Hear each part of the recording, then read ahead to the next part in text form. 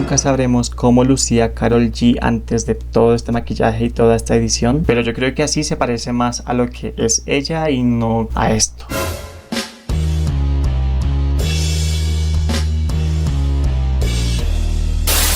Hola amigos, ¿cómo están? Son las 2 de la mañana. Hace unas horas subí un meme de Karol G por todo este tema de la controversia que está teniendo. Una sesión de fotos que le hizo una revista mexicana. ¿Qué es eso?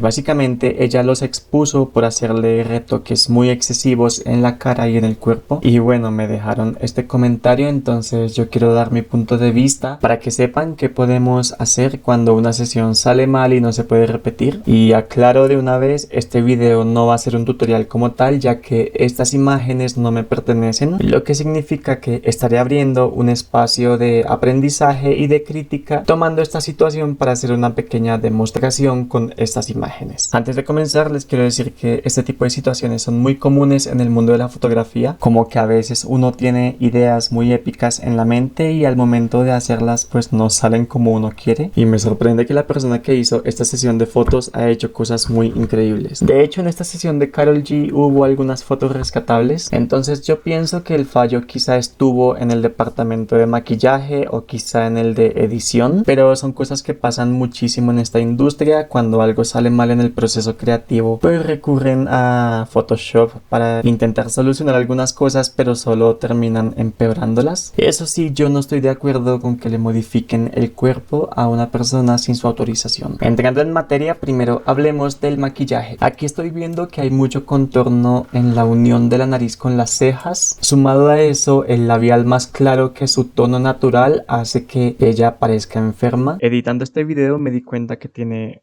como un defecto en su mentón. También le colocaron brillo en el lagrimal con un aspecto como húmedo, y esto hace que se vea como sudoroso. Les voy a decir algo. Este es el aspecto de alguien con gastroenteritis. Ahora hablemos de la edición. Cuando en el proceso creativo de una sesión de fotos algo sale mal, como en este caso el maquillaje, y la sesión ya no se puede hacer de nuevo, yo asumo que Karol G tiene la agenda llenísima. Pues en esos casos hay que intentar recuperar las imágenes con maquillaje digital.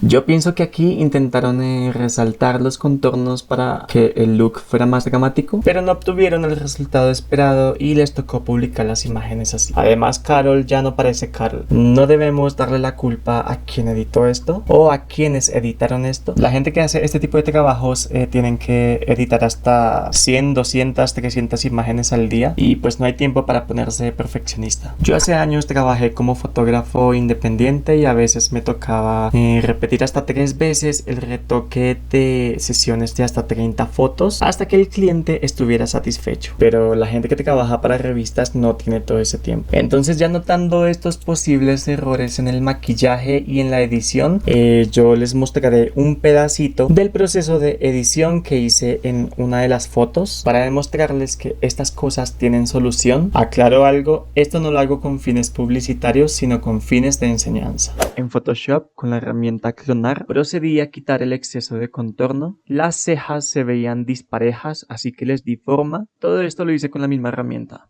Seguimos quitando exceso de sombras. Para los labios usé la herramienta Subexponer para oscurecer un poco, pero no los estoy pintando de rojo, solo es para dar un tono más cálido. Le aclaré un poco las ojeras y le quité el exceso de brillo. Aquí mejoramos ese hueco extraño que tenía en el mentón. Y bueno, ¿están listos para ver el cambio?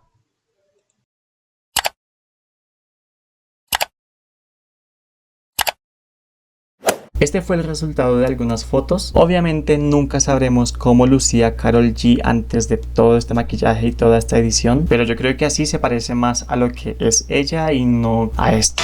De pronto con un poco más de esfuerzo se verían mejor, pero como ya dije antes, estas imágenes no me pertenecen. Pero creo que con esta nueva edición, Karol G ganó un aspecto un poco más saludable. Si quieren que haga un tutorial más completo con imágenes más apropiadas en este tema del maquillaje digital, pues díganmelo en los comentarios. Y bueno, nos vemos la próxima.